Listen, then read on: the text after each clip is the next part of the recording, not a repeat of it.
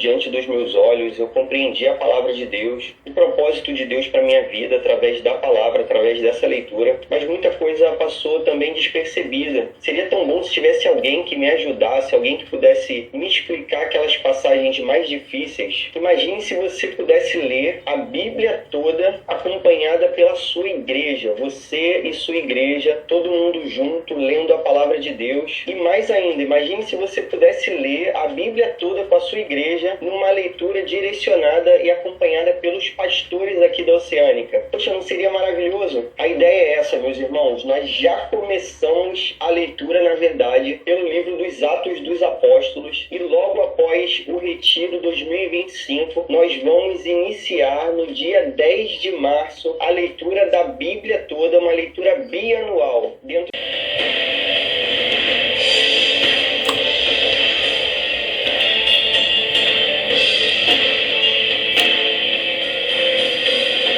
Minha vida está escondida em Jesus,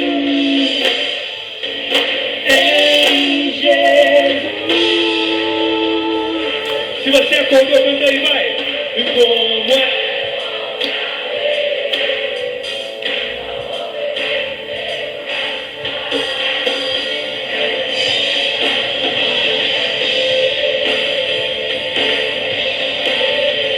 Como é bom saber, como é bom saber, o amor perfeito veio pra ficar, a felicidade mora em você. Como é bom saber que eu sou seu, da minha vida.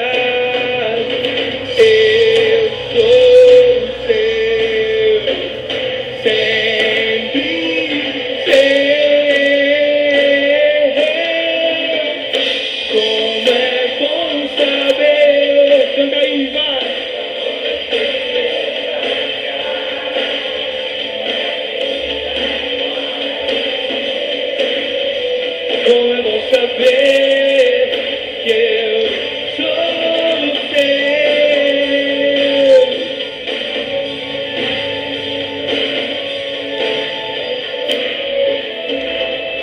Excelente. Canta aí, vai.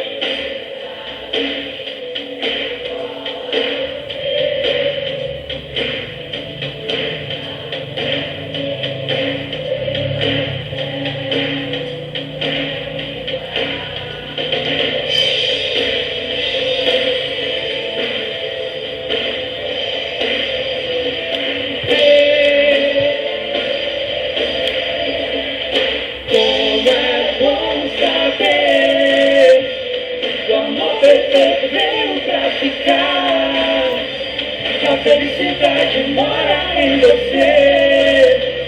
Como é bom saber que eu sou seu.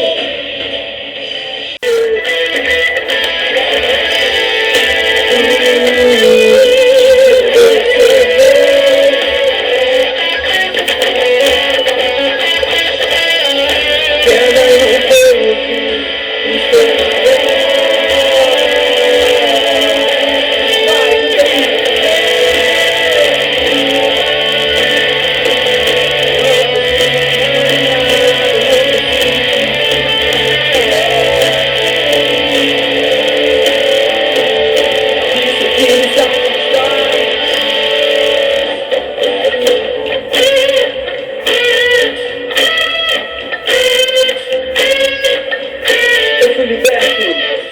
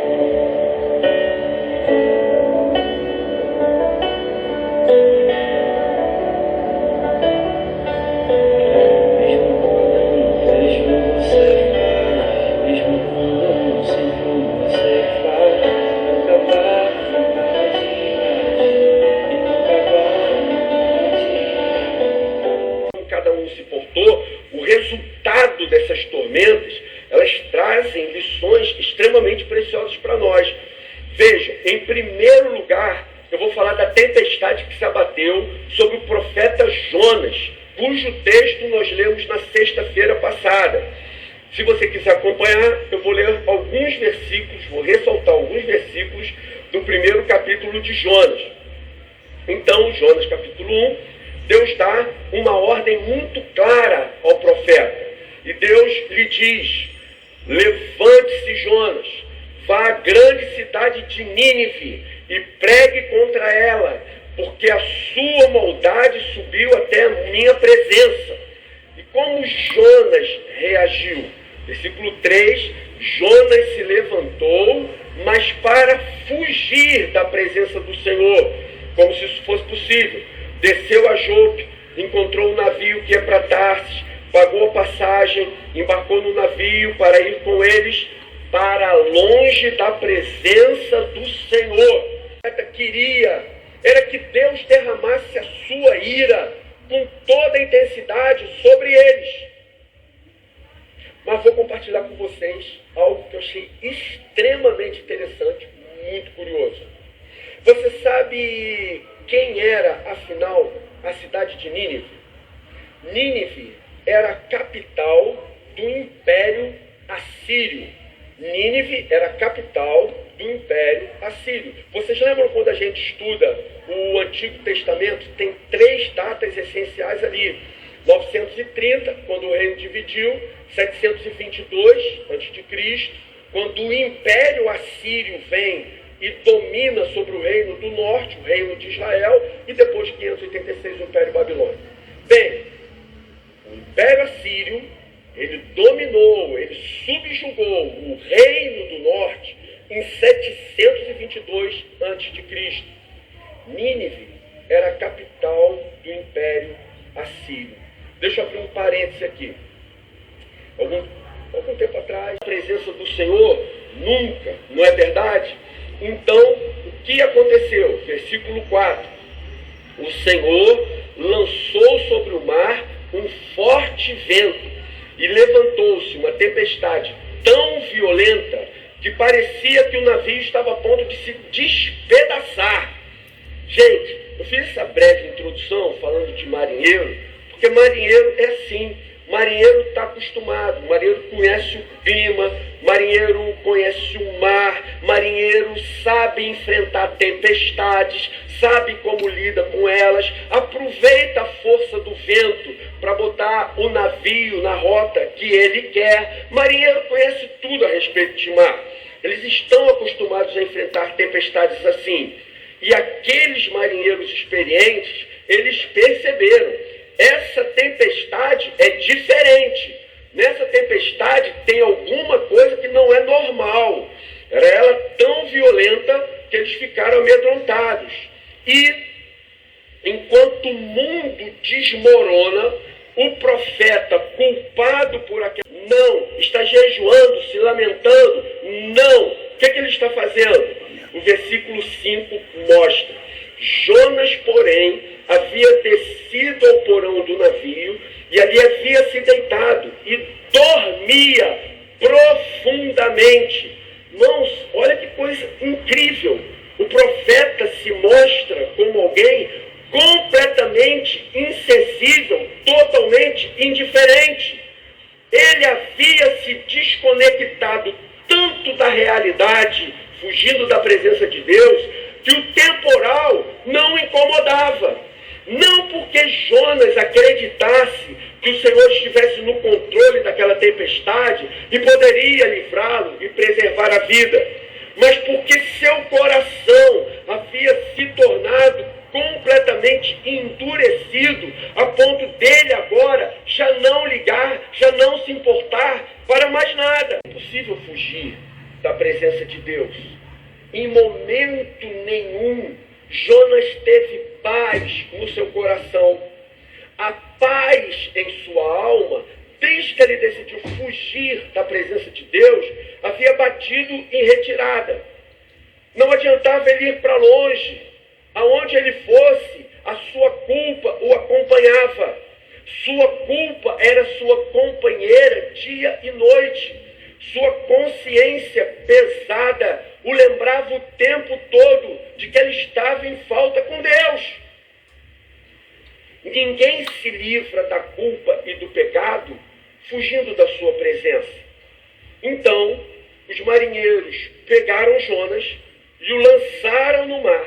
E no momento que isso aconteceu, a fúria do mar se acalmou. Meus irmãos, que história é essa? Que história inacreditável. Antes de fazer alguns comentários sobre esse evento, eu quero ler a respeito de outra tempestade que acabou no naufrágio do navio, que é o texto que lemos ontem à noite, Atos 27. Ao contrário de Jonas, Paulo não está fugindo da presença de Deus. Pelo contrário, ele foi alertado que se fosse para Jerusalém, Paulo sabia disso, se ele fosse para Jerusalém e posteriormente para Roma, certamente ele seria executado. Mas para dar testemunho de Jesus, Paulo não temeu por sua própria vida. Então, nesse texto em que acontece a tempestade e o naufrágio, Paulo está sendo levado como prisioneiro para ser julgado, e nós sabemos, ele já sabia, para ser condenado em Roma.